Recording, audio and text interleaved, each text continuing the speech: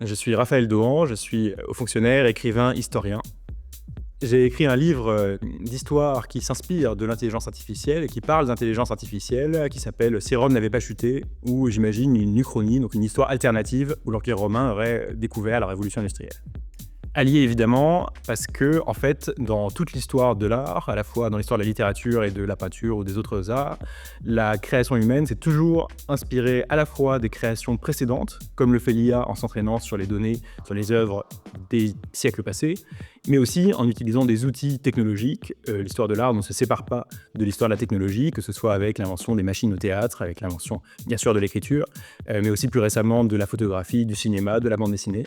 Et je pense que nous sommes en fait dans une période assez similaire à celle de l'invention de toutes ces technologies, notamment la photographie et le cinéma au XIXe siècle. Et de la même manière, cela va certes bouleverser les manières dont nous créons aujourd'hui, mais cela va aussi engendrer de nouvelles œuvres et de nouvelles manières de créer. Je me souviens de la première fois, c'était avec le modèle GPT-3 de OpenAI, donc avant ChatGPT. Et je trouvais ça absolument fascinant qu'une machine puisse écrire un texte qui soit cohérent et qui soit aussi inédit.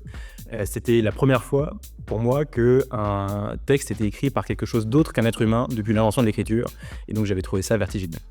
Donc aujourd'hui, dans le cadre du IA Summit chez We Are, j'ai fait le lien entre l'histoire de l'art et l'histoire de la littérature et ce qu'apporte l'intelligence artificielle générative à la création. J'ai commencé par rappeler que la première œuvre littéraire de l'histoire de l'art en Europe, c'est Homère, c'est l'Iliade et l'Odyssée, qui sont eux-mêmes en fait des œuvres qui font une sorte de patchwork de plein d'inspirations différentes, qui ne sont pas l'œuvre d'un seul auteur. Homère n'existe pas en réalité.